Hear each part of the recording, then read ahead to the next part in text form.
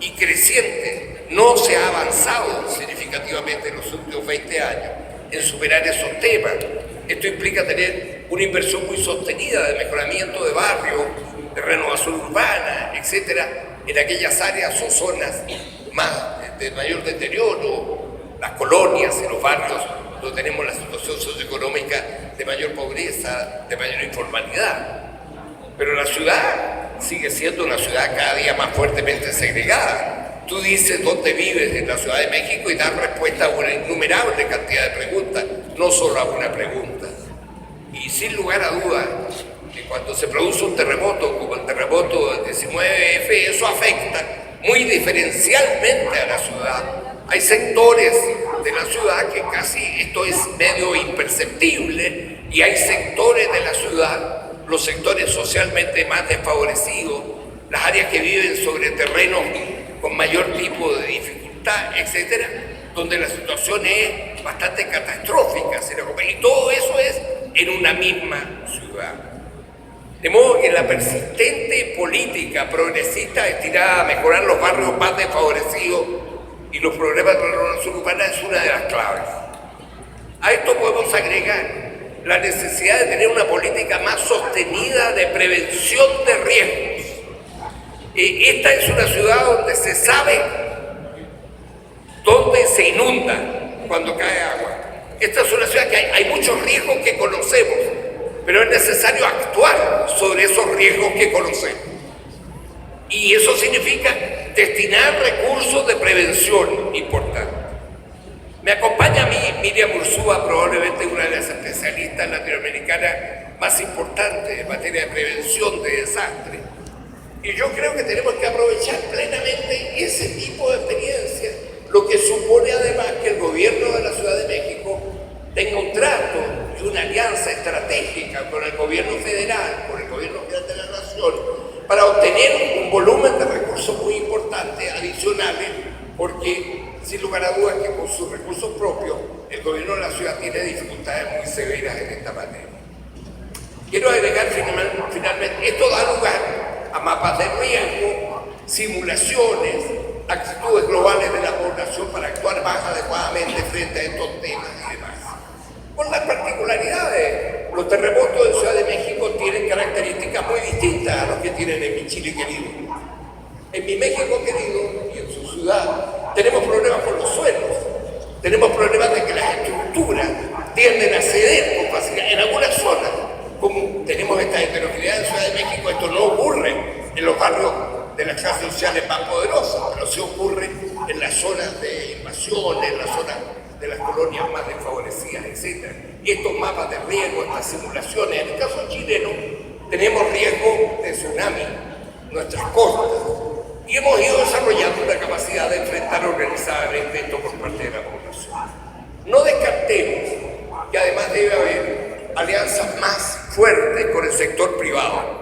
El sector privado, los sectores empresariales, los productores de bienes y servicios vitales no pueden desentenderse de su responsabilidad respecto a la ciudad. Y el gobierno de la ciudad debe ser estricto, debe ser fiscalizador, pero al mismo tiempo debe ser alentador de alianzas muy importantes con el sector privado respecto a la provisión de servicios fundamentales. Acá hemos observado una muy interesante exposición sobre el tema del agua. Sin lugar a dudas, una ciudad de más de 20 millones de habitantes va a tener permanentemente problemas de agua, como va a tener permanentemente problemas de deslaves, inundaciones y similares, de modo que el tema del agua ha de comprometer al sector privado y no que el sector privado mire a distancia que este es un problema solo del gobierno. Y por último, la experiencia que es más fuerte en Ciudad de México, tienen ustedes una tradición muy interesante de respuesta solidaria y fuerte de la ciudadanía frente a las catástrofes. Ya se han hecho emblemáticas la idea de que a poco menos que minutos o horas de un sismo como el 19 de septiembre se hacen filas de gente para poder rescatar y sacar ladrillos o no. Aparecen los topos especialistas, pero aparece una cantidad muy importante de voluntariado, de gente que levanta la mano, que significa que cuando levanta la mano hay que producir un silencio porque estamos escuchando algún tipo de voz humana que requiere rescate. significa que ustedes cuentan con el enorme capital social de la población organizada. Pero esa población organizada requiere tener también por parte de las autoridades mayor precisión y claridad sobre qué hacer y cómo hacerlo. Porque si no puede ocurrir que tengamos mucha disposición del voluntariado, pero esto no resulta ser eficiente. Y esto significa un desafío muy grande ahora que va a haber alcaldes en las antiguas delegaciones, de modo de que cada uno de esos alcaldes asuma las responsabilidades preventivas en materia de enfrentamiento de desastres. Pero la población organizada es un recurso, pero extremadamente inestimable. Y ojo, vuelvo con el sector privado.